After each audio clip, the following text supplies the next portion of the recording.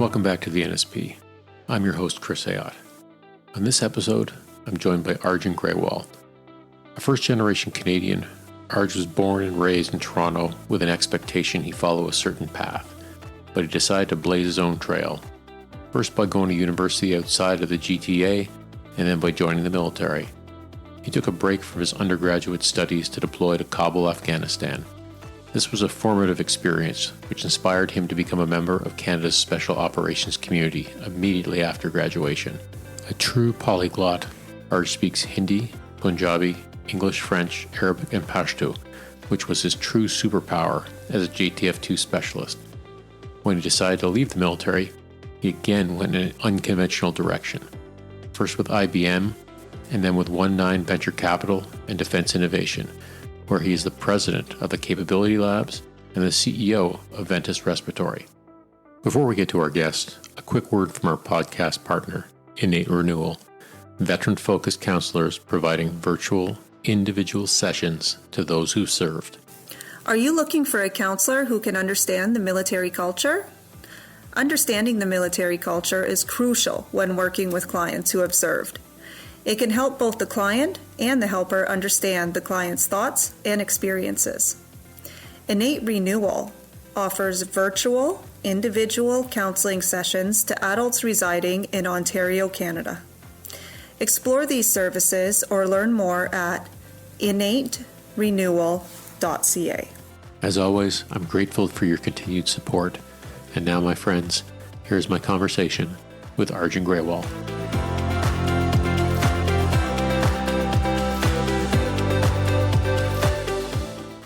This is a great space down here, Arj. Thanks for hosting me at the 19 offices. And how long have you and the team been in here? In this space, 2 or 3 weeks. It's really cool. I mean, it's kind of like buying a house that has got everything already done. At least it seems that way. It's just very polished looking and very, very professional, and just must be a fun place to come and just spend your work day. Yeah, we've definitely leveled up. The location for the listeners of the old 19 office was a large warehouse in a derelict building that kind of had its edge and its appeal by its unkeptness until you came up to the 19 offices and kind of saw some curated design and an office space that we've set up to really deliver the services that we wanted to deliver coming from the background that we came from. But here, yeah, it's a bit more professional look, a bit more polished. It's accessible to everybody. And it's been really motivating to see what the evolution of our business has been and where it's going to be in this year and the years to come. Just like you spending time in the Army, I mean, most of our office spaces were kind of like that old derelict place, less the polish that you put on it. So it's really, I can see the appeal of being in an office space that is really nicely put together. Having been down here a few times now, it's great for sure. And are you still planning on heading to SHOT this week? I am, yeah. So I take off tomorrow. We've already set up some meetings. So I'll be at SHOT Show representing Ventus Respiratory Technologies, which I lead. It's a hardware company that makes respiratory protection for the colleagues that we came from, military, police, public safety. Really passionate project for me is to bring a new level and type of protection to the field that I wish I had growing up. And SHOT Show is a yearly show that we go to exhibit, speak to end users, get to know some of our clients and customers, and of course look for new ones. I mean, I've never been down to it, but I hear it's quite the sight to see. This because is it all pretty much just defense and security vendors? Is that the core of the people who attend? It is. What's unique I find about SHOT Show is it's civilian and end user. So it's not just hobbyists who want to hunt and enjoy the company of weaponry. And shooting as a hobby, hunting as a hobby. It also brings to it military primes and industry to show other types of manufactured items such as protection, different types of weapons accessories. I'd say what's unique about it is an amalgamation of civilian hobbyists as well as globally fully in service police soldiers. They're looking at the newest, latest, and greatest. And I think what the excitement is around SHOT Show is it ends up being a bit of a family reunion of former colleagues that I guess so. You've worked with, and those peers that you find to the left and right of you building businesses in this marketplace. So it's a good time to catch up and connect with people you haven't seen in a long time, but also, get some real business done. And the weather's better? Weather's better-ish. It's about 15 degrees Celsius down there right now. So I think normally in January, February, it's a bit warmer, but everyone's suffering from this cold snap. So people tend to be hot or cold on Vegas. Some of the people love it. Some people just have no interest. What's your Vegas experience? Do you like Vegas, or is it one of those places it's just a necessary evil because you've got places like, you've got the events like SHOT Show that take place there? Yeah, I think Vegas, like anywhere, is what you make of it. I could take it or leave it. I think it's a really interesting place. People watching is a lot of fun. The things you can learn from watching people in Vegas is really interesting. It's an outlet for some, temporary outlet for some, not so temporary for others. And in terms of doing business, what they do really well is move people around, house them, entertain them, make sure that the subject of that conference or trade show is fully immersive, which they've done with SHOT Show year after year. But yeah, I could leave it. I think I'm the type to go and I'll work while I'm there. I enjoy meeting the people and making new friends. But the food, the drink, the shows, I kind of skip them. Yeah. I think you can imagine for some people who go to conferences in different parts of the world all the time, it just the novelty wears off quickly, and you just want to get business done and sort of get back to whatever normal looks like. Yeah, and one thing about business travel, for those who are currently serving or those who are out, when you're traveling on your own dime as a business, you treat the trip very differently, and you're very respectful of your per diem and your spend. You're conscious of it, and as the years go on, as you're separated from being supported by another company or the government for trips like this, I find you become a little bit more shrewd on your time and your expensing. But maybe we can kick things off on the family side. Talk a little bit about your family background, where your parents came from, and how they ended up in Canada. So, I mean, I guess your choice. You want to kick off with your mom or your dad's side, and give us a bit of a sense of family background. Yeah. I mean, I'll speak to mom and dad. I think their journey is so similar and overlapping in so many ways in how they supported each other, till today. So my dad, born and raised in Nairobi, Kenya, computer engineer by trade. Early days, 1970s, learning computers and engineering. And anecdotally, what was really funny about when he graduated university, he put 3 visa applications out to the world, where there were some Grewal family lineage or somebody had settled in that country, Australia, Germany, and Canada. And his decision matrix was based on whoever responds first. So whichever letter or package he gets, in the mail that accepts his application for citizenship and visa, is where he moved. And it was Canada, in Toronto. Was there family in 3 of those places? Yep. Yeah. Some distant cousins and family, existed in all 3 of those places. And it was Toronto, Canada that came. Well, Canada came first, and Toronto was where my dad landed in 1971 in February, Pearson International. So that was shocking and new to him. And then my mom and my dad. So my mom's from New Delhi, India.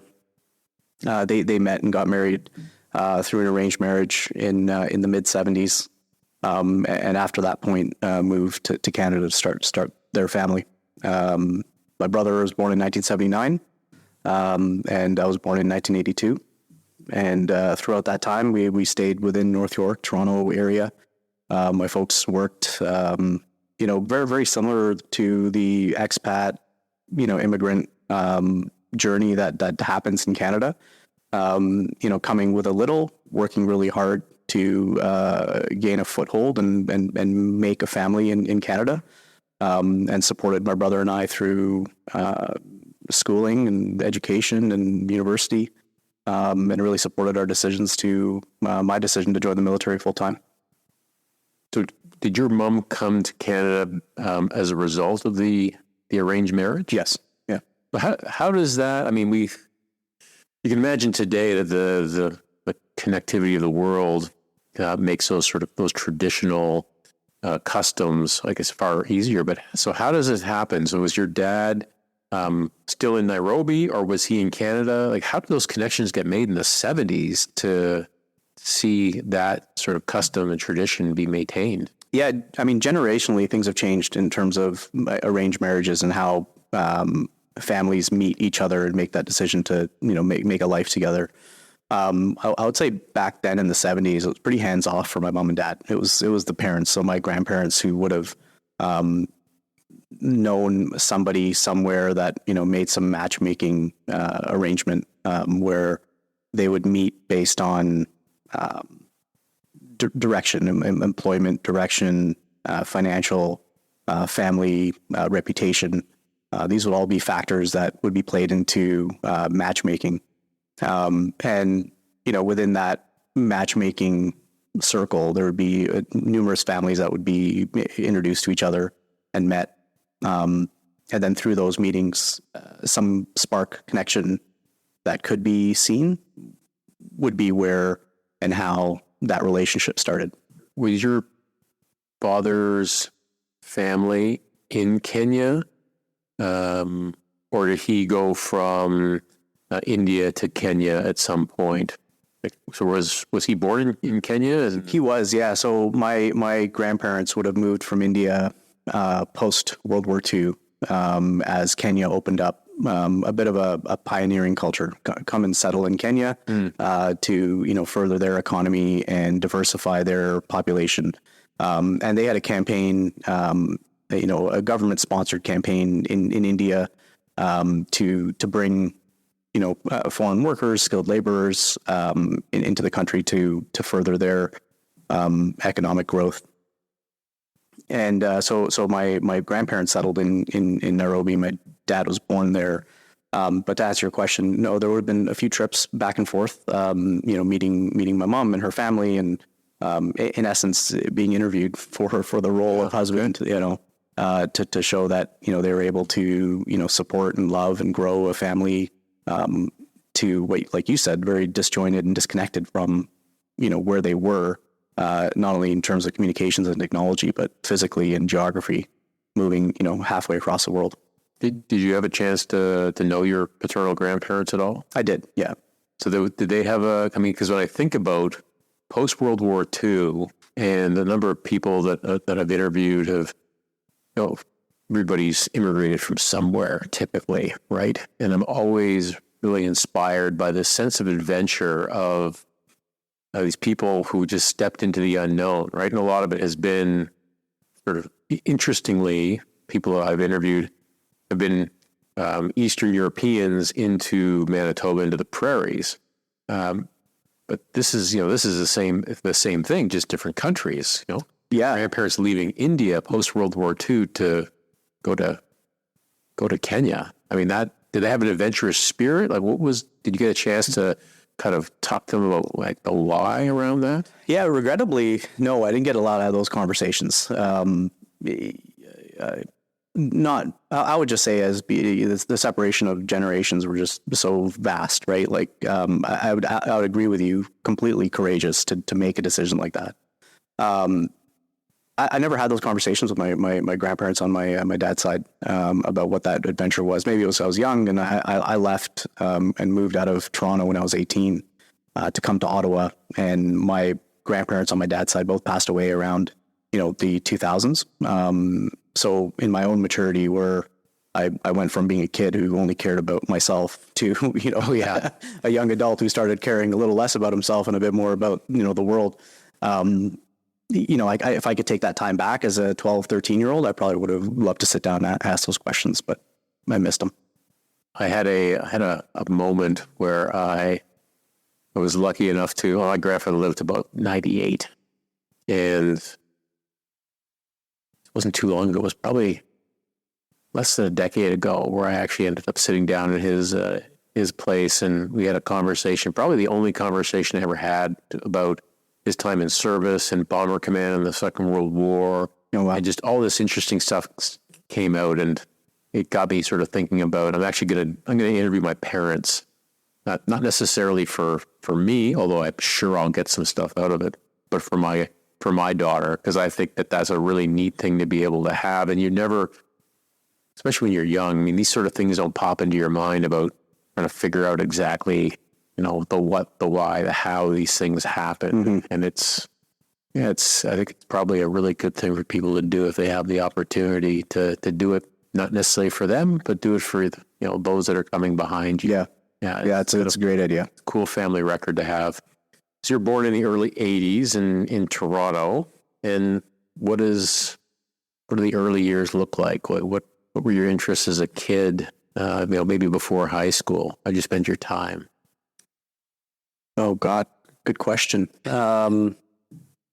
School was very important in my family growing up, among my parents' peers who were expats who, kind of became very close friends, based upon them all moving, into a new foreign country and a new foreign space to start a new life.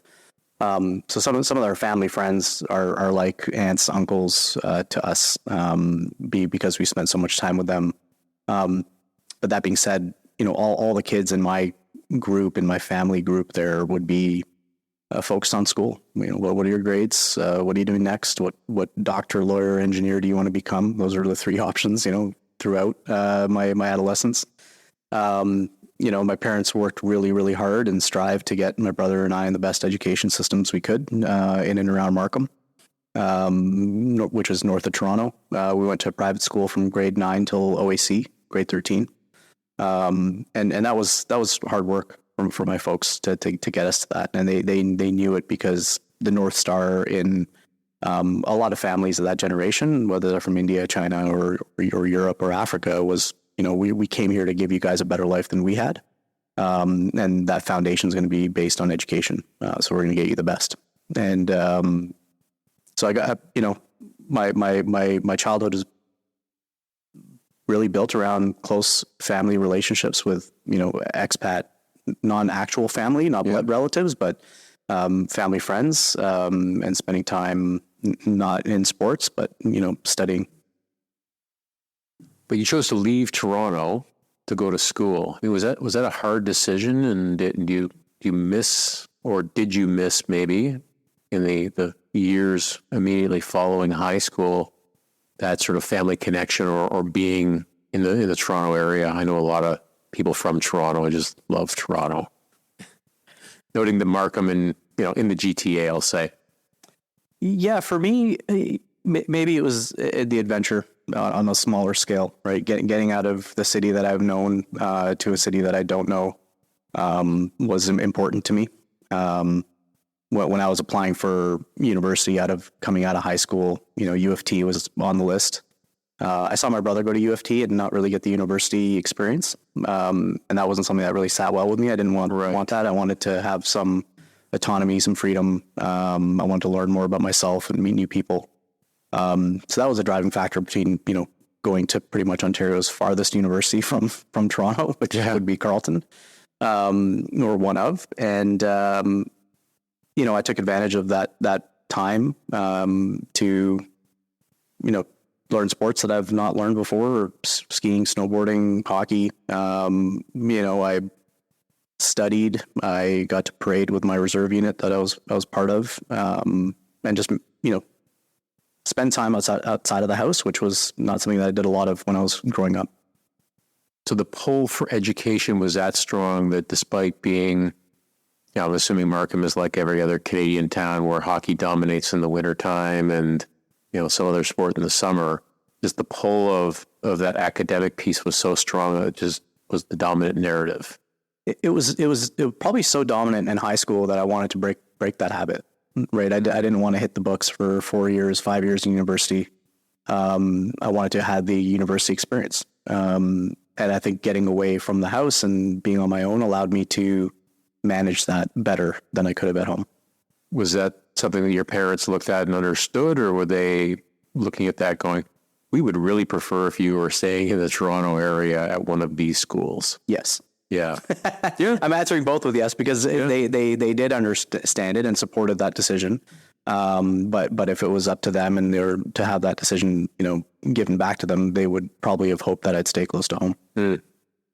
And you just mentioned that you joined the Army Reserves here in Ottawa. I mean, what was their perspective on that?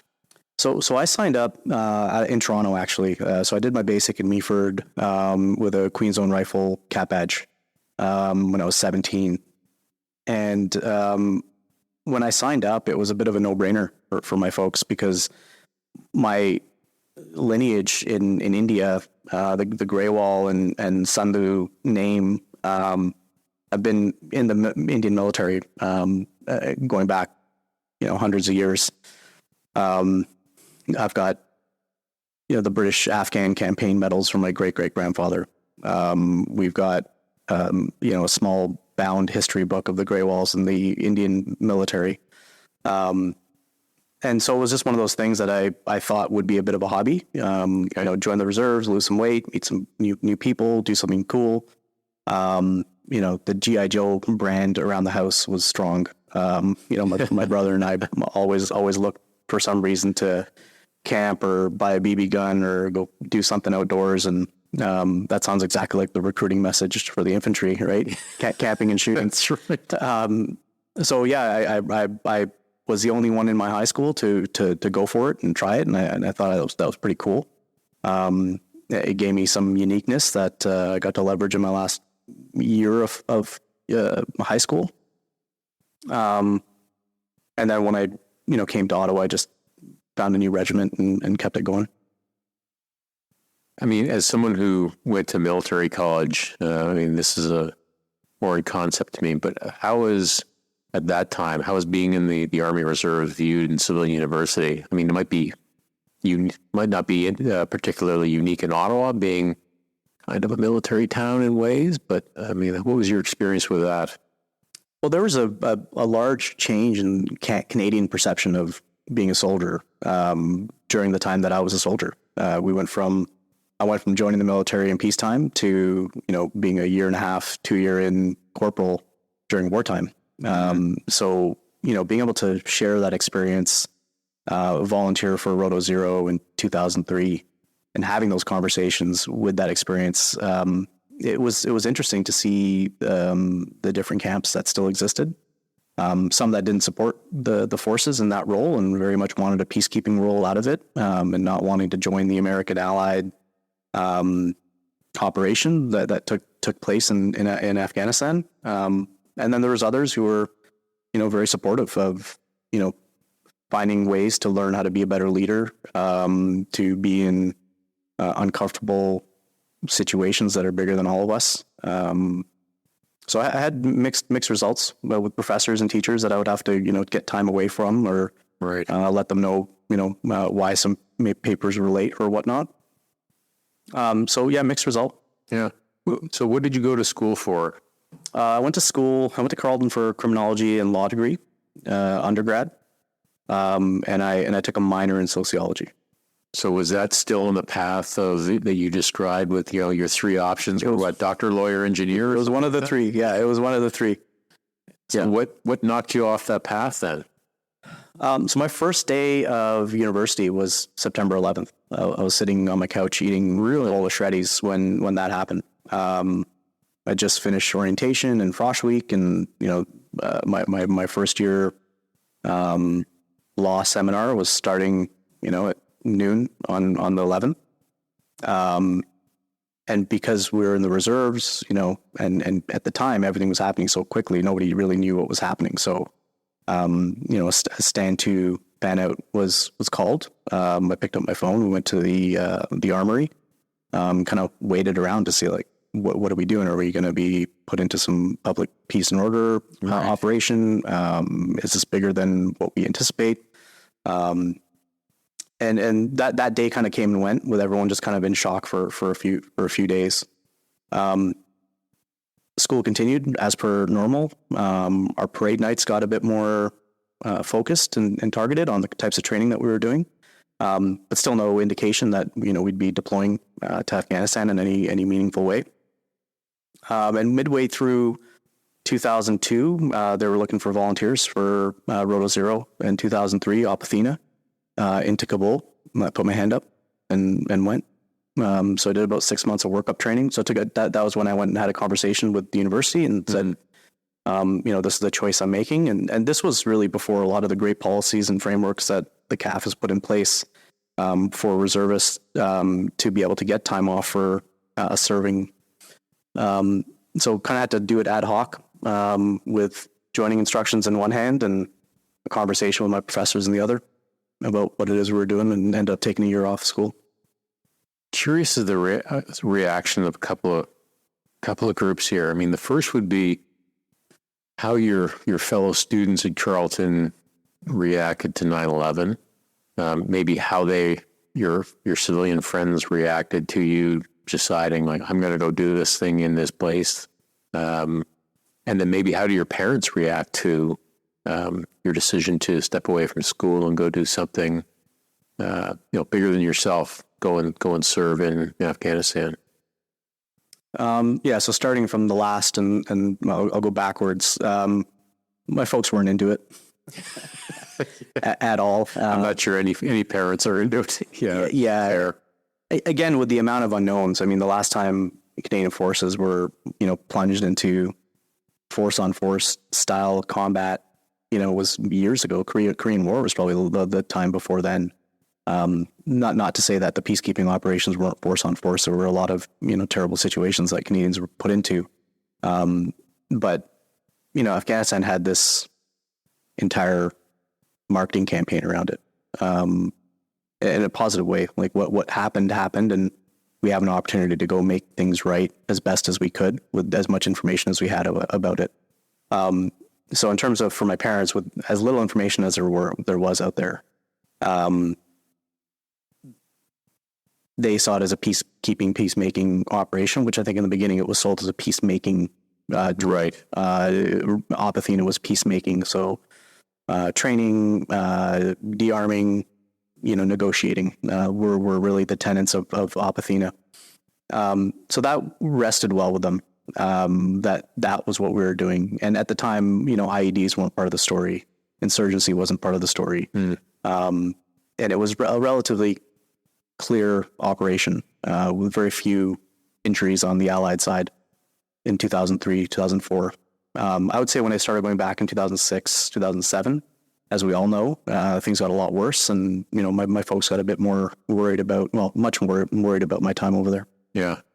And how do your classmates at Carleton, whether it be the actual events of 9/11 and how that impacted them, or your friends going, so you're going to go do what?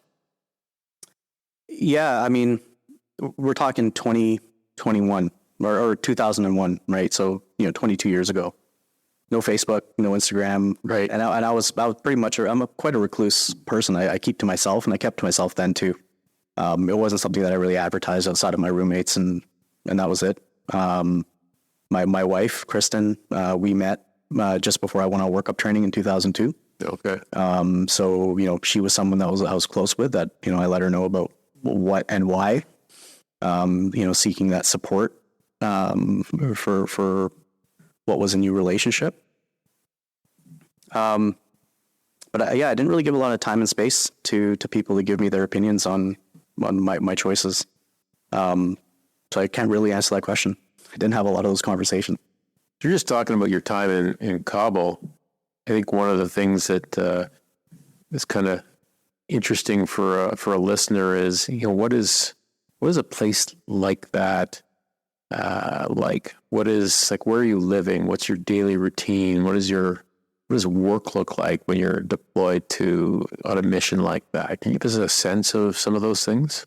Yeah, absolutely. I was 21 years old when I went to workup training and deploying to Kabul. And I think at the time, I didn't know what to expect. I probably was expecting a lot of similarities that I'd experienced in India, traveling back over my summer holidays, visiting family, congested streets, different language, heat, tension. There's this friction and tension in India that just keeps it vibrant. That I think I kind of juxtaposed, and I said that's probably what Afghanistan's going to be like. Because prior to September 11th, people say it all the time. A lot of people didn't know where Afghanistan was on a map. Let alone a lot about the culture, about the food, about the people, about the history, and the geopolitical importance of that landscape.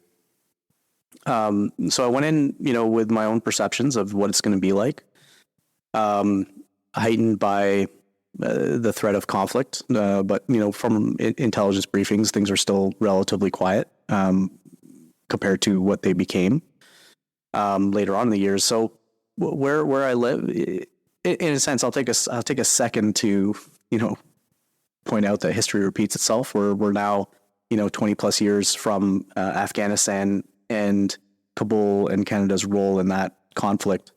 And what's repeating itself is kit and equipment and procurement.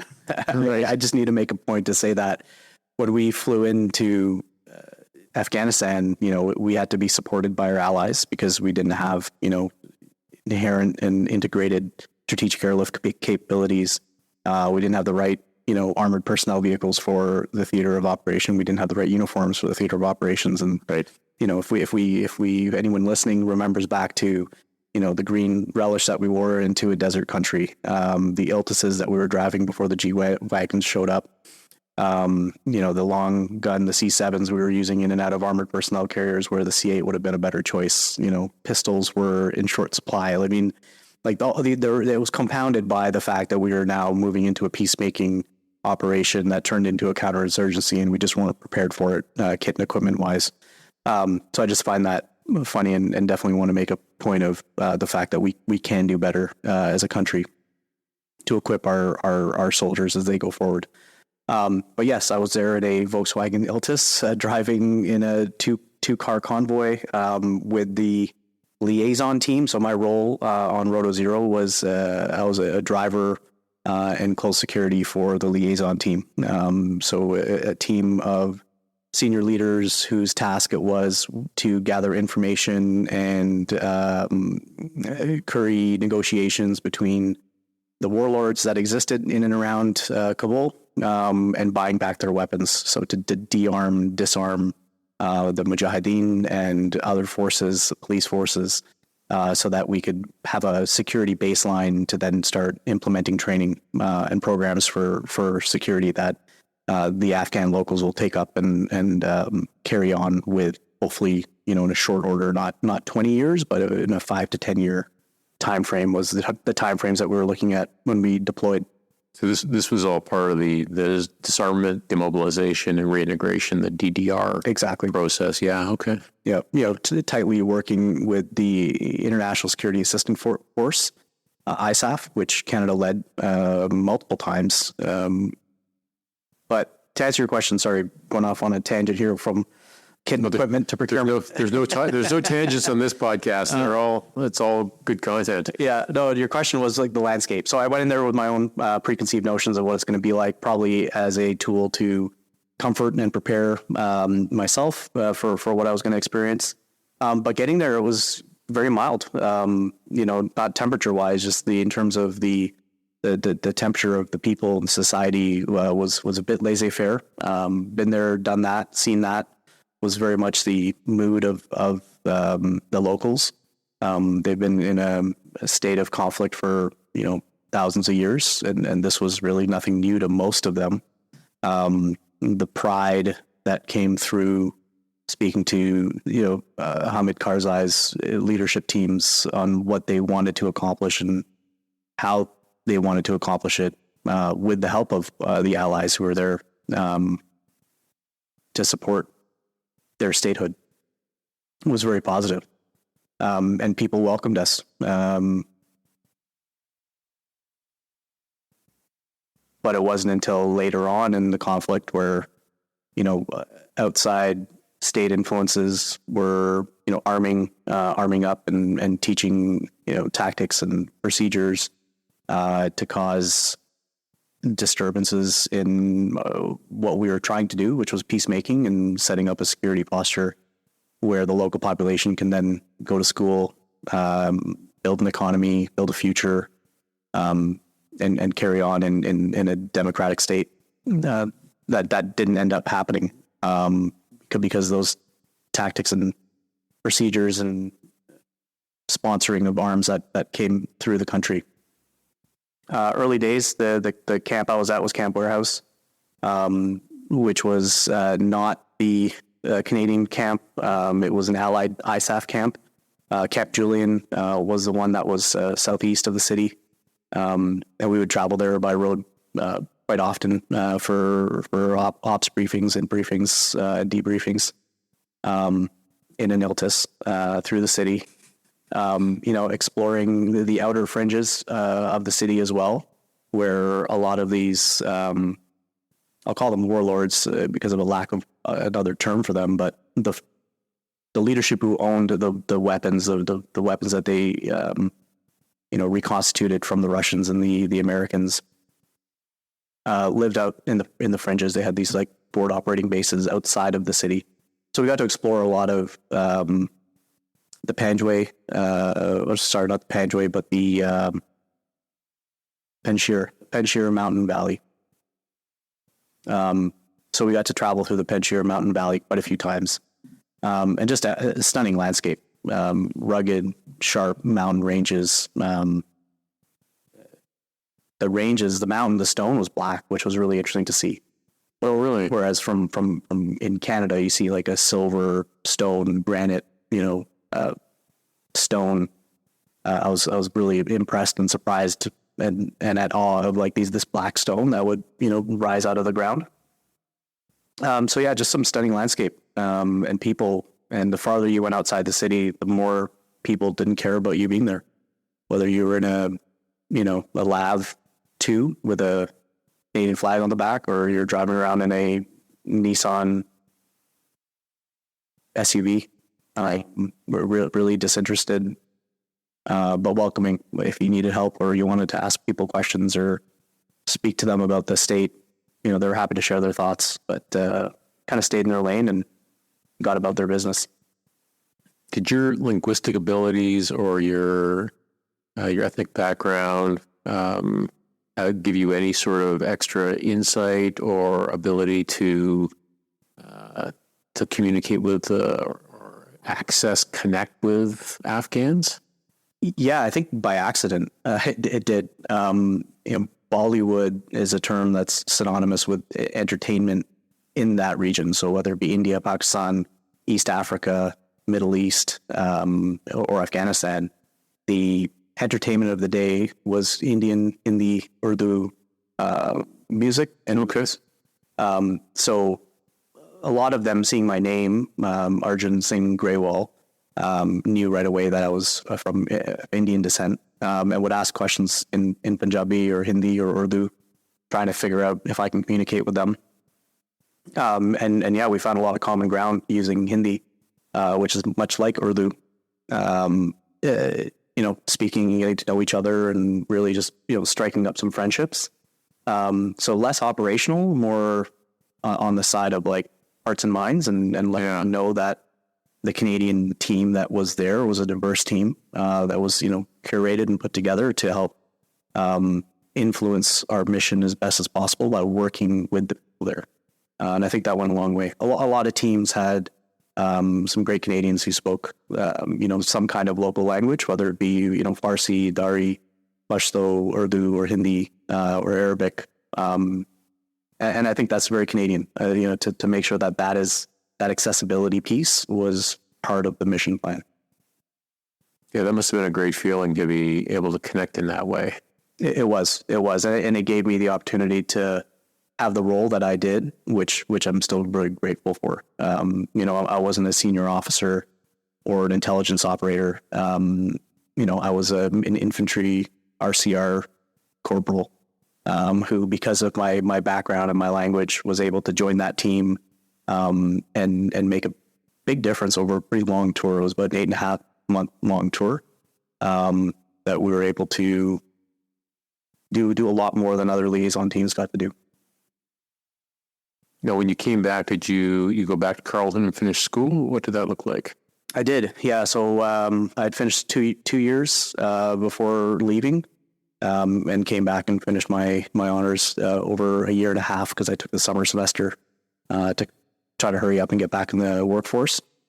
Through that time, my time studying and finishing university was also chock full of finding other opportunities to get new courses under my belt as a reservist, so that I could apply for Reg Force after finishing university. When did that decision get made for you that you weren't going to go down the lawyer route, that you were going to go into service? Or I guess full-time service, because you were still doing part-time service. Yeah, it was the tour. I think, being able to see,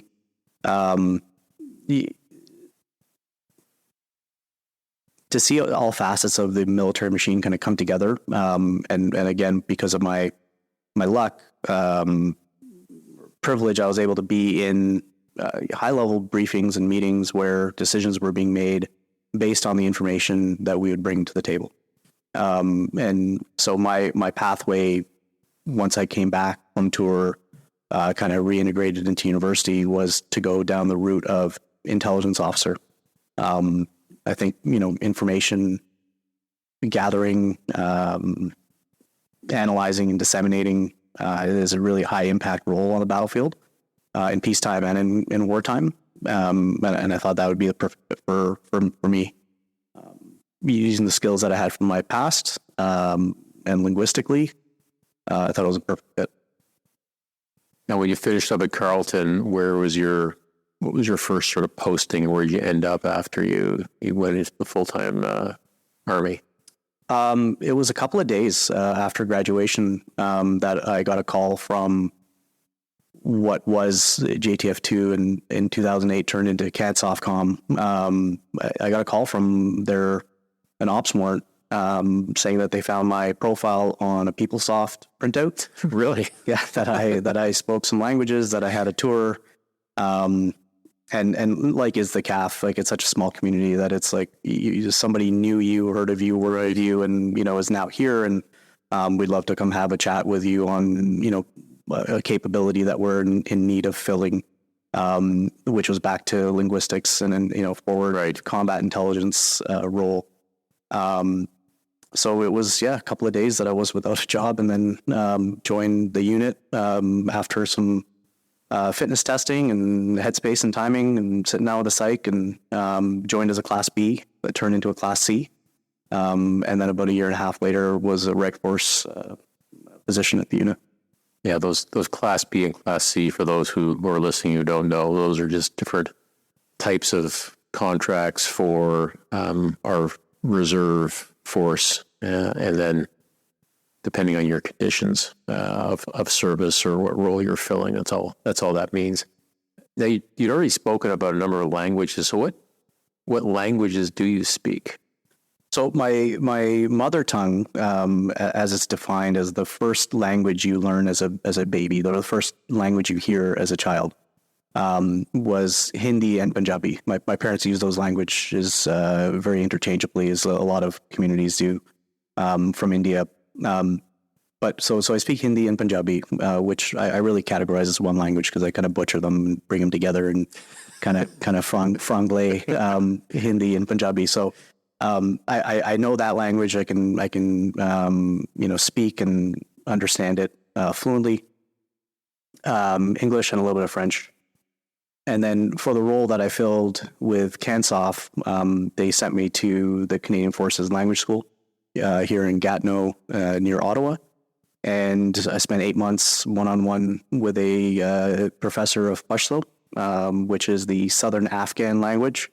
I would say an amalgamation of tribal languages, in part Urdu and in part Arabic and in part Dari and Farsi, and learned fluent Pashto, which allowed me to read, write, listen, and speak. How was learning that in terms of like a level of difficulty? Yeah, it was tough. I went in there, wanting to perform and do my best, but also being a little bit young and cocky, being like, this can't be that tough. I know Hindi and I know Punjabi, so it should be somewhat similar. It turns out Pashto, like Arabic, is a family 5 language, so it's one of the most difficult languages to learn. It's up there with Korean, because of intonation, grammar. The alphabet itself is very foreign for a non-native. So it was really, and I think that was good for me because it kind of like humbled me and brought me down to like, you're not going to get through this one, easy. You got to put in the work. And, I put in the work. My teacher and I, would spend 7 hours a day just speaking and learning and reading the news, and me reading the news to him after, reading it on BBC Arabic. So a lot of really creative learning methods were used, that were not only realistic and like operationally relevant, but I went everywhere from reading like a children's ABC book over and over again, probably for the first like 6 to 8 weeks, until I memorized the alphabet and was able to, read rudimentary, simple terms. To at the end of that 8 months, being able to read BBC, Al Jazeera, and give my thoughts on it. So yeah, it was a very progressive, customized curriculum. Was it exhausting? It was. Yeah. I think for anybody who hasn't tried to learn another language, it's mentally just exhausting. You can be sitting static doing nothing for that whole day and stand up and just be absolutely wiped out. Yeah, I'll second that. They say you're comfortable learning the language when you start dreaming in that language. Right. And I remember that when that happened, 6-7 months into it, I would close my eyes after being tired and exhausted, reliving moments or TV that I'd seen earlier that day, but seeing it and reading it in Pashto, it was a cool feeling when that happened because you're almost there. And how long after finishing that course did you get a chance to actually use it operationally in southern Afghanistan? It was weeks. Yeah. Really? Yeah. Okay. Yeah. So as soon as I was finished the course and the Canadian Forces Language School kind of signed off my fluency criteria and I did all the tests, I was back at the unit, part of workup training and heading overseas. And how did the classroom language and learning translate into the actual community connection and using that language? It was nerve-wracking. Because of, I would say the forced employment construct of the type of soldier I was after learning this language was unique in the sense that it didn't allow you to really just get chummy with the people who were working around the camp. Right. And maybe those are my own firewalls that I put up. But in terms of your question, like how was it in the community? When I got to our forward operating base in Kandahar, I kind of kept it to myself. Not to deceive the locals that I know the language. I just didn't want them knowing I knew it. For no purpose, no intelligence purpose, nothing. I'd practice, I'd watch my movies, I'd listen to, audiobooks and, I'd practice that way. But I think my first operation, I went in pretty dry, not practiced, not speaking to many locals. Something I regret. I'd probably fix that now. I'd probably spend a lot more time, getting the colloquial slang and those, real world, language attributes down. But I didn't. But on the ground, it was, you're you're in the leadership role when you're speaking to somebody in the middle of the night and ask them questions and they can hardly see you. Right. So yeah, hard to say how it was like. Did it translate? I mean, did it translate well in terms of like what you learned in the classroom? My example is always, I mean, I've spent, far too long trying to get myself to a level of usable French.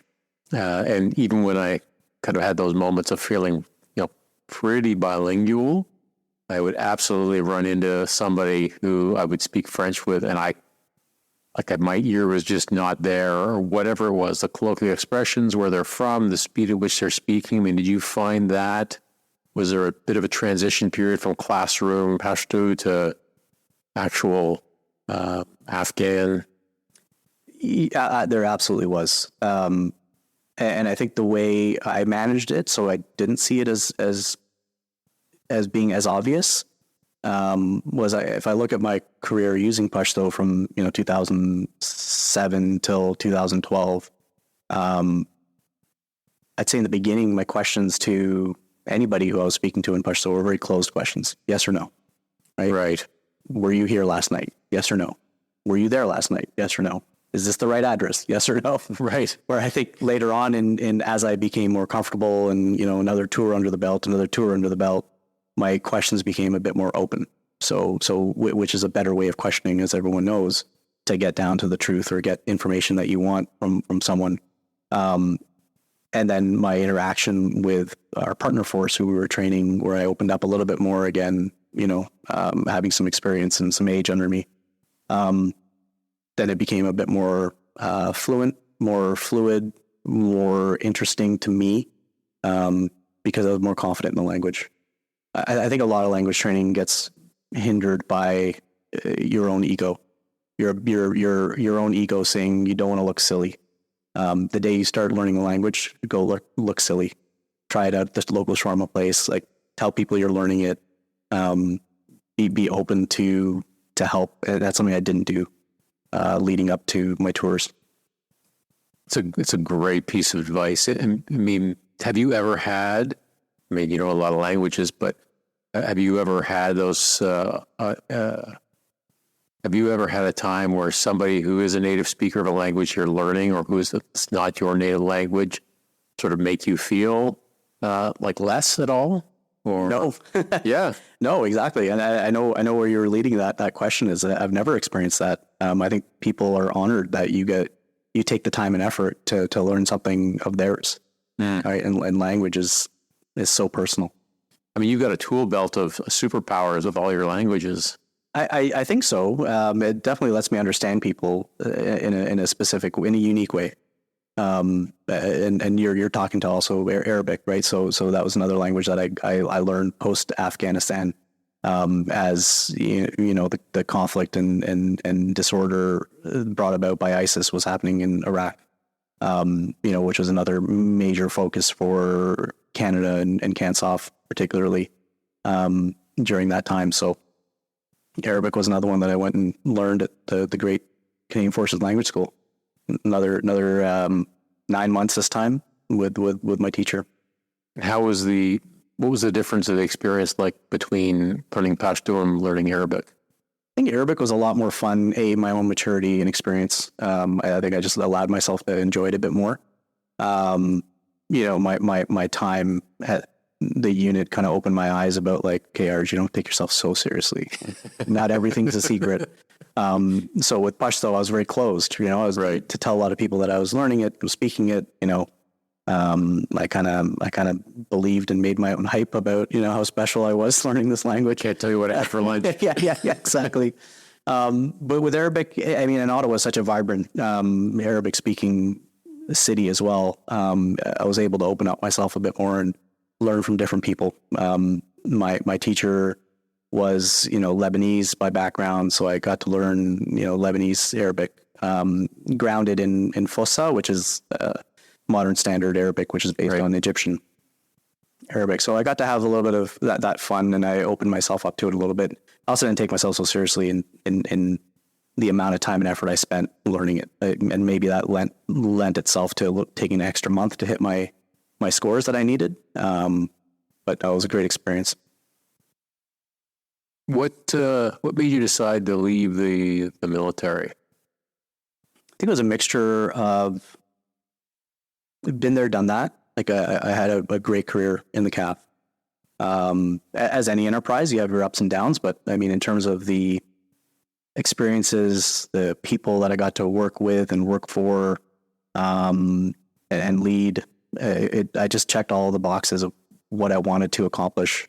And not that I've accomplished everything. There was probably a lot that I still wanted to do in the military, but when, you know, your kids are growing up and you're realizing that you're away from home as much as you are, and you start looking over the fence when you have, like we all do at a certain point. I think it was just the right time for my family and I to make the call to start something new while I still was young and had all my facilities. But also, you know, I had a 6-year-old who through, you know, 0 to 6 that wasn't around very much for. So yeah, put in the groundwork to start looking for a new career. Probably about a year before I pulled pin. Okay. And yeah, so I'd say it was a mixture of, I had a great career. I wanted to keep it like that, and family. Now you make the decision to leave, and I always like to talk to people about their transition experience. And I think you have a unique military career, because 13 years with CANSOF, I mean, that's an intense amount of time. How did you manage, and how did your transition go from the military into the private sector? I mean, how did I manage? I think the core friend group that I had, you know, colleagues are colleagues, but then the people that you call family, leaving the military, those are just really important, special people. And I think I had a lot of those surrounding me. You know, back to my unique role, and there was a few of us who had this role, but 3 of us who had this role at the unit during that time frame. You know, we got the privilege to work with every squadron, with every functional group across CANSOFCOM. So not only were we known commodities, we also knew a lot of people. So that was probably hard to say goodbye to, because of the work we all did together and the respect we had for each other. But the close friends that I had at the unit, I still have now. You know, I'm privileged for my girls, my two kids to, you know, call many of them uncle still when they show up to the house. So very close. So that's how I managed, I think, the time there, but also the transition. A really family oriented group who, you know, took care of checking in on, you know, Kristen, my wife, and Leia and Arya, my kids, when I needed them to. Yeah, as we talked earlier about why did I leave, I think it was just time. And I wanted to challenge myself with a new opportunity, but I wanted to do it fast. Like I wanted to, you know, I wanted to perform and test myself outside of what became a fishbowl. It was the only thing I knew. And, you know, I had a good friend at IBM who, you know, after years of getting to know me and my family, saw a good fit for me in a position at IBM, working with people, you know, less technical and more on the people and the management side. I decided to go for it. So, you know, my preparations for transition were learning everything there is to know about a civilian enterprise, about the people, about the culture, you know, changing my VPN so I could download as many, you know, Harvard Business Review articles before I have to start paying for them, kind of thing. LinkedIn was a great tool as well. You know, I would look at LinkedIn and find people in roles that I wanted to be in eventually as an adult. You know, where do I want to be in 5-10 years? And I would find those profiles on LinkedIn and kind of work backwards and kind of do a little, you know, open source intelligence on, you know, what job roles did they have? What education did they have? What unique skills did they possess that got them to where they are and maybe where I wanted to be? So I used that information to start getting smart on enterprise, start getting smart on, you know, civilianizing some of those very obvious rote skills that a junior NCO has in the military and gets taught in the military, and translating those into, civilian speak. So something as simple as a civilian, project plan is, I attribute to SMESC, situation, mission, so on and so forth. And I practice that like I would practice speaking a language. I didn't want to be an acronym junkie. I didn't want to be a back in the day junkie. Right. Knowing that I wanted to establish myself at my next role, which was at IBM, as someone who's not just a veteran, but someone who brings something new to the table. And I was really successful to do that at IBM for my first year and a half, working at the Ottawa IBM Riverside campus with planning analytics and Cognos Analytics, working with that amazing team, learning about remote work before remote work was a thing, because the team was, globally dispersed. Okay. And then after that role, moved into a more of a senior management role with IBM Cloud. Again, analogizing all of my roles and tasks in IBM with some role and tasks that I've seen in the military or did in the military. And just as an example, my role at IBM with IBM Cloud was client advocacy lead. And what that was all the, those, Chris, those surveys that you get from Best Buy or Shoppers Drug Mart when you buy something. Yep. And they ask you, how is service? Would you recommend us? That's what I found. Okay, Siri. Come on, Siri. She's listening. She's copywriting your podcast. It would be, so for IBM, we send those surveys to our users and customers in order to improve the offerings that we have. And as you can imagine, you don't answer a lot of those surveys, and that's the truth also for a lot of our end users and customers. They don't answer those surveys. So the ones that you do get answered, you try to treat as being very meaningful. And they're not meaningful unless you do something about them. So I think back to what is an intelligence cycle, F3EAD, you find, fix, finish, and so on. I started doing the same thing with customer feedback for IBM Cloud products. I built a small cross-functional team with the stakeholders across the cloud that, deal with sales or delivery or product development or software development. And we built a small steering committee, if you will, of getting that information to them so that they can action it as fast as possible. And also triaging and prioritizing what's important to change now or what's important to change and fix later, which really is a fusion cell. So it became an intelligence fusion cell, which with the help of, some great teammates, we built and started actioning, feedback from customers at scale and categorizing them very quickly into action. And so having that role, which was fantastic, but high pressure, because we were servicing about 98 different product offerings across IBM Cloud during the pandemic, which was very difficult to do with 2 kids at home. And then my last role was with the IBM Cloud CISO's office as their transformation lead, really just running multiple projects on improving and evolving IBM Cloud's security posture as they move towards hybrid cloud and financial cloud. So it was, juggling a lot of balls and a lot of stakeholders and a lot of teams, which I think, CAF trains people to do better than anyone else can.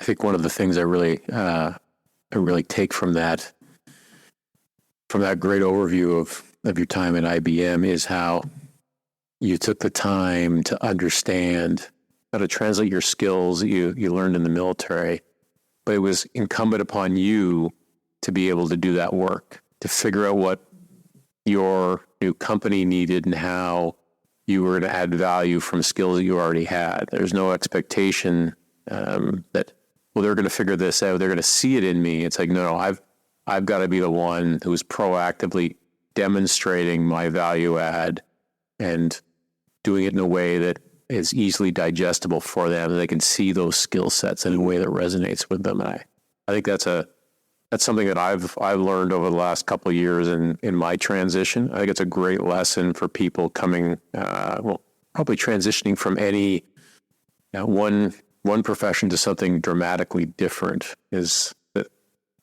people are busy. Nobody's going to do it for you. You need to be the one to present your value add and to repackage those things.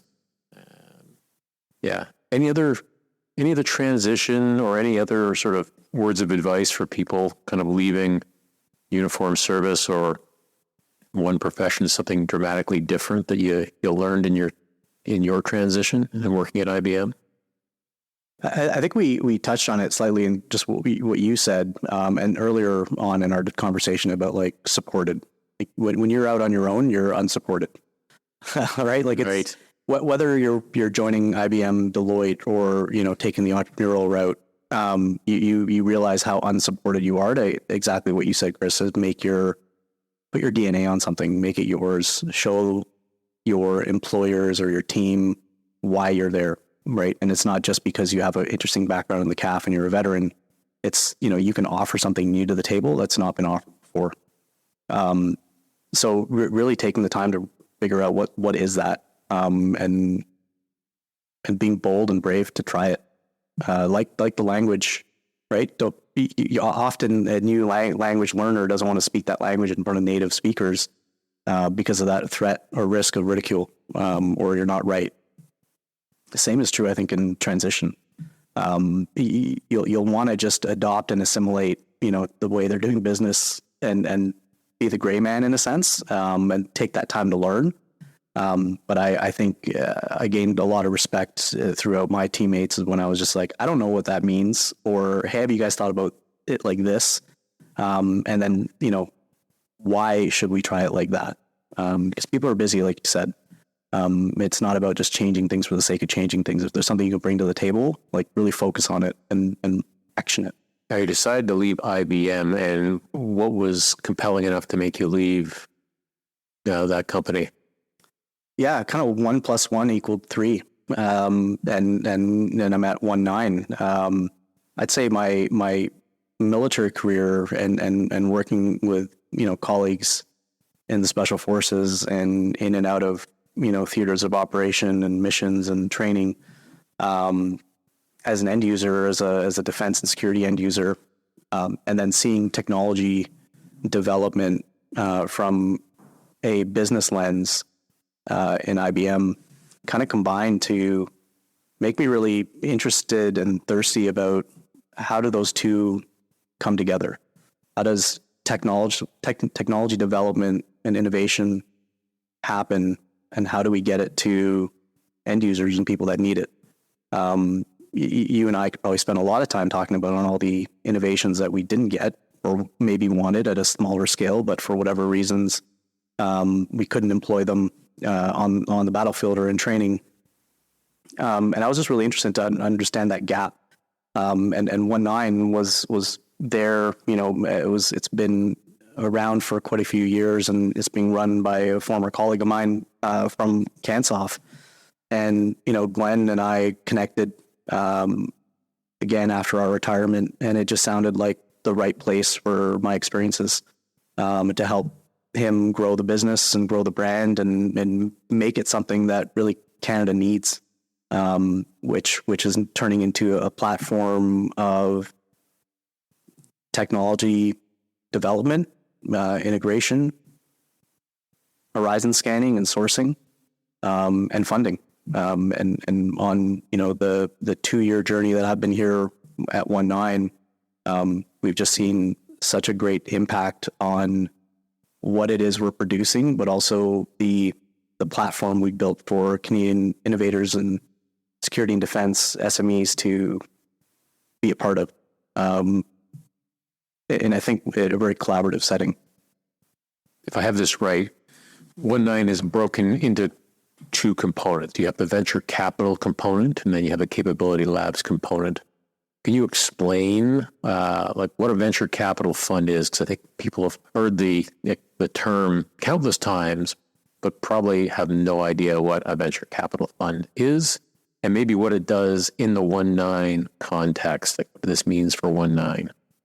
So this is another language, right? The venture capital language, investing language is another one that, I've had to learn over the last couple of years. And, to keep it simply, venture capital is a method of investing in a capability or a company or a team by way of trading that economic investment for ownership in the company. And the trade is meant to help facilitate growth and scale of that company because of that co-ownership. So a unique aspect of venture capital, especially in the 1-9 construct, is that for companies in Canada and Five Eyes or NATO who are in the defense and security vertical looking to expand or bring a product to market, it's not just the money that's going to do it. It's about the team and the network that surrounds you. And with 1-9, we're able to invest in a company, exchange those economics for ownership, so that we can help direct that company and expose them to our network. And that I think is a good definition of how venture capital works versus other types of investment. A bank investment, based on interest, is here's the money, go do what you need with it. Pay us back when you hit scale, and here are your metrics to hit, so that when we're getting our money back. And so there's a hands-on and a hands-off approach of investing, and I think VC is very much hands-on, which gets Glenn and I excited about it. And the other component is the capability lab. Now, what does the capability lab bring to the whole proposition? I think capability labs became it kind of grew organically. It wasn't a target that Glenn and I decided we will start or open.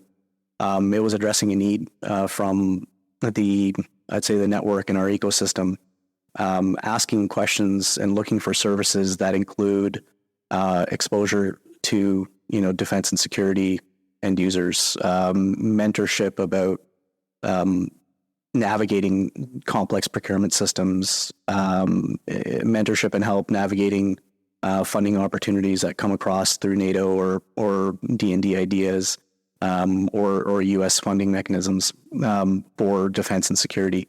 But also, what we're proud of is to bring this idea of defense and security and critical infrastructure technologies as not being a dirty word. Security is very important, and over the last 2.5 years, at 1-9, we can see a completely changed geopolitical landscape across, some of the conflict regions that are raging right now and having a lot of us involved, whether economically or by defense. We just want to be able to tell Canadians in the Canadian technology sector, that defense and security is needed. It's not bombs and bullets. It's mental health platforms. It's technology for training. It's quantum encryption. It's financial tech. It's all of that. So I think shining a light on what is defense and security from maybe a different perspective has really helped and helped us get to achieving our milestones as we go forward.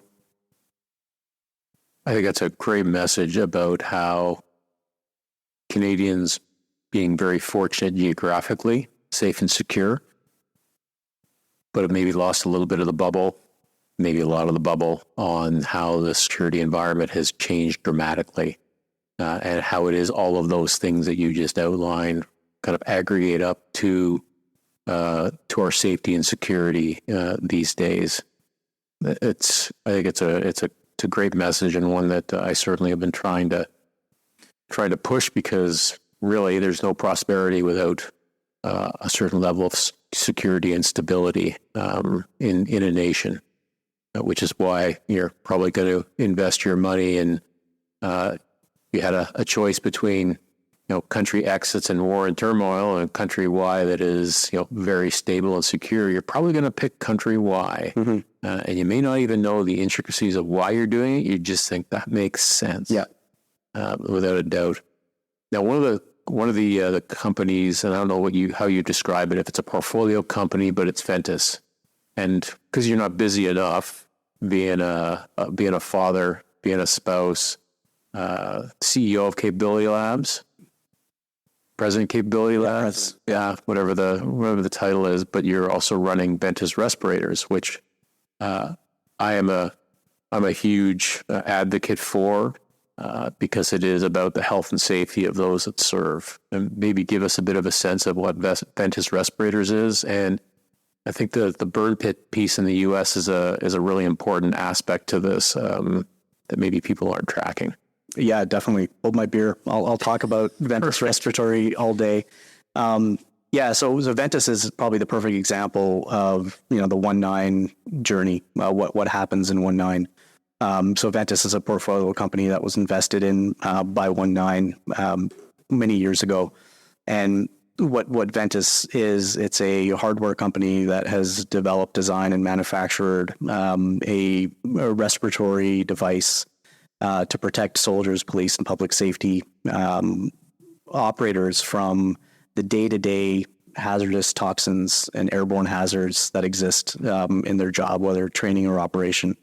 And some examples of that are, in a military context, high volume training. So shooting high volumes of mortars, artillery rounds, pistols, carbine, what have it, in indoor, outdoor settings.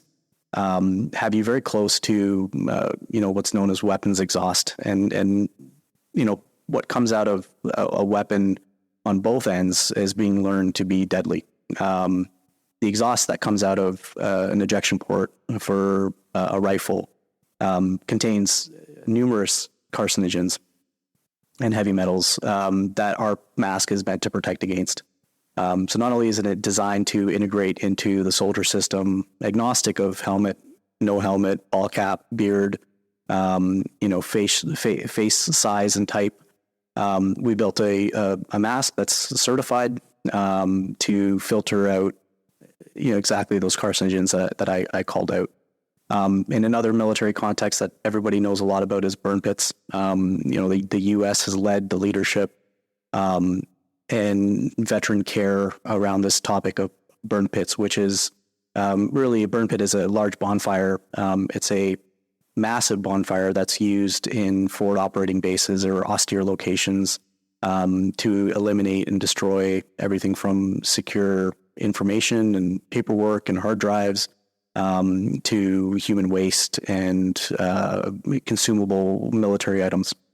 Now, I'll just maybe jump in here quickly, Arj, because so for those of you that, if you're talking about the weapons exhaust, I mean, anything that whether it be a bullet out of a pistol, or it could be a really big bullet that comes out of an artillery howitzer. I mean, this is combustion, right? So really, that's what Arj is talking about. It's the combustion required to get the energy needed to fire something. So people are breathing that in, and these, and the burn pits. I mean, there's these countries don't have, that we tend to operate in. They don't have garbage recycling systems to enter into, but you're still producing them. So what do you do with them? And this is one of the, I won't say solutions, but one of the things that was, other countries within the U.S. use burn pits? They do, yeah. Yeah, okay. I didn't want to heap that sort of responsibility only onto the U.S., but I think they're certainly, as the size of their military, probably the most prominent example of it. Yeah, I'd say it's a tactic. It's a military tactic. Right. A bit of a necessary evil, as we know. Like you said, Chris, there's no, set up infrastructure until we build it. In some of these nations that we go in and, offer, peacekeeping support or combat. So, yeah, it's definitely not just a Canadian or an American problem. I think most of the FOBs that you and I have been on have been Allied FOBs anyways. So, who owns the air? Right. Who owns the air? Yeah. Yeah. Yeah, no doubt. And I guess the other thing, and I can remember this very distinctly in Kandahar, this layer from sort of evening cooking fires especially, just hung over low level over top of the city every night. Every night, yeah. So I mean, whether it be something that we're producing for a tactical reason, or just you are in parts of the world that live with these sort of quality of air every day. I mean, this is something that people need to be really aware of. Yeah. And I know that when I joined, things like eye protection, ear protection, wearing gloves.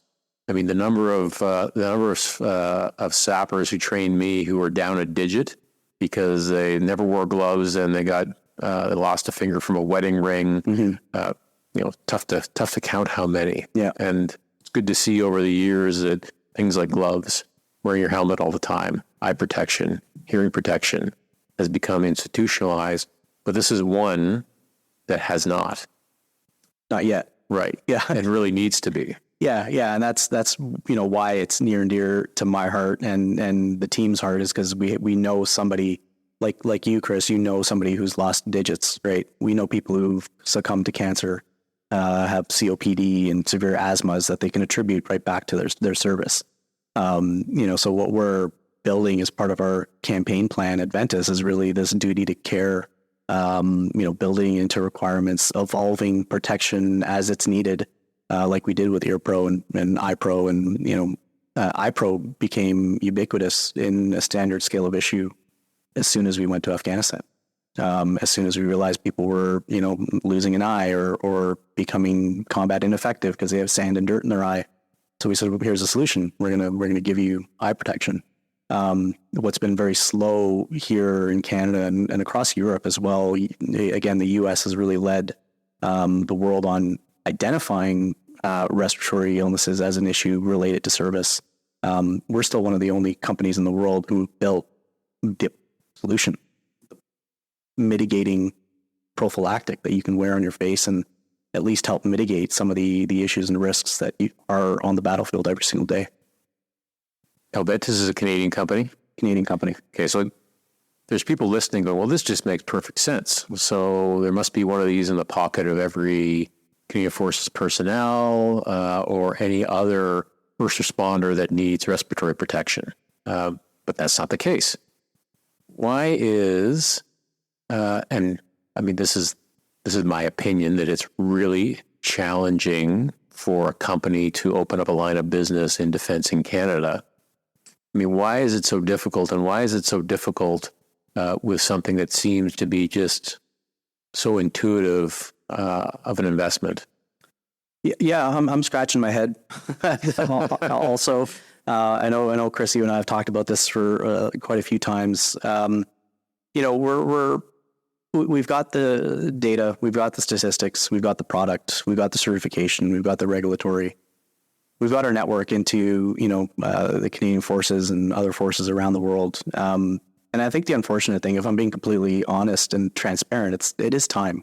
It's not easy for a country to onboard or recognize such a huge issue at scale.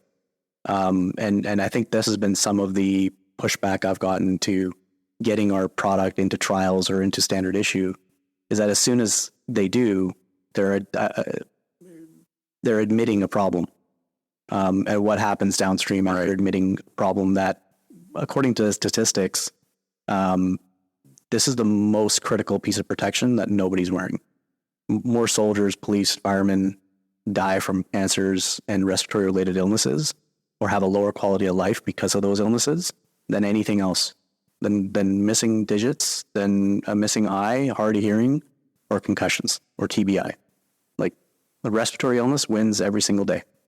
And just for a stat that is fresh on my pitch whenever I get the chance to do it, is, during the global war on terror, the U.S. deployed 4.2 million soldiers to the front line, 5,800 deaths in combat, 100,000 deaths and counting from cancer, up to 30,000 veterans and currently serving soldiers get diagnosed per year in the U.S.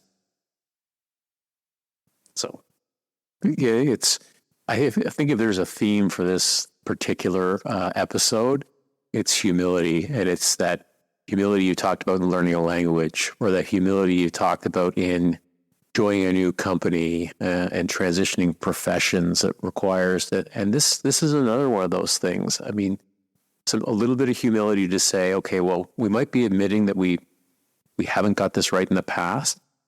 That's okay. We should be focusing on the health of our first responders, our military personnel now and into the future. And then we can also be practical and say, and we're also going to be avoiding a lot of costs. So not only their quality of life, we're protecting them, but we're also going to be saving our taxpayers money because they're not going to have these medical bills in the future for us to pay because we took care of them properly. Yeah. I mean, I think that's the theme of this podcast is a little bit of humility goes a long way. Yeah, no, I think you captured it well. I can't disagree with any of that. Now, as we wrap things up, I always ask people if they have any recommendations for the listener, kind of off the topic of your life, but now maybe into something that you've been reading, or a particular show that you like, or even if it's charity you want to elevate. Do you have any recommendations for the listener?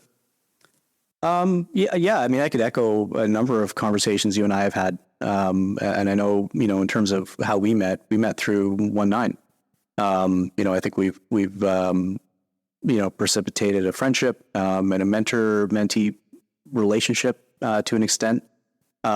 So the conversation I had with you and something I've been thinking about leading into this podcast is like, this podcast is about service. You wanted to share with Canadians and whoever else was listening, what kind of person serves, right? That's kind of what I think you want to distill and get to and have people walk away with what kind of person serves. And, a point that I've been thinking about a lot is like, it doesn't answer your question, but that's okay. But I'll say, I ask questions. I don't expect to get any particular answer. The point I've been thinking about a lot is like, and I will move to elevate some other folks that I've been honored to serve with. Service takes its toll, whether it be military or charitable. The reason service, I think, is held to such a high regard is that not everybody's willing to do it. And for probably a number of reasons, in anything service related, pay's not great. You're gonna make the best out of it for yourself. You're there to put your DNA on it and be humble and try new things. And that's in the military context. But serving and helping as an advisor to Amanlara, the group that put a ton of horsepower behind evacuating and rescuing Afghan allies after the fall of Kabul. What an amazing group that was. True Patriot Love Foundation, helping veterans and their families by really getting to the core of what it means to help them, not just, throwing programs at them, but nurturing and engaging with families. But to the point of the toll it takes is because you put everything, all your emotion into it. And then for the most part, you're not getting any of that back. You're driven to see other people succeed in a true service relationship. So, to the listener, put yourself out there, go serve, feel it, get a different perspective on your life, but on others as well. Yeah, it's funny you mentioned that, Arj, about a lot of the service professions don't pay a ton. And I can remember when I got my offer to join the military, to go to Royal Roads Military College. And, I had a supportive family. Like, my mom and dad are both from military families. My dad was in service. And my mom just sort of said to me, and, supportive, and I probably didn't quite understand it at the time, but just reminded me that, you're not going to get rich joining the Army. You're not going to get rich doing these sorts of things in a monetary sense. So I think that, your point certainly resonates personally with me. Yeah, service takes I'd say a multifaceted motivation. It can't just be financial, because you're not going to find it there. It's about your drive. It's about the difference you want to make. because that toll is time, it's psychological for a lot of the subjects and communities that require people to serve and help them. You end up leaving those pursuits, giving a little bit of yourself to it, whether you give yourself to the military and that becomes part of your history forever, and for as long as you live, and there are memories that are both positive and negative throughout a career. But then also volunteer organizations, whether it be Salvation Army, True Patriot Love, Amin Lara, a number of other great organizations out there. You do it because you want to make a difference. You're committed to it, and you do leave a little bit yourself on the table when you do it. Thanks for sharing your story today, Arj, for being one of our Northern Sentinels and having me in the 19 offices for this chat. Thanks for having me. Honored. The list of folks that you have on this call is a testament to the company you keep, Chris. So hats off, and I'm just grateful to be here and be part of it.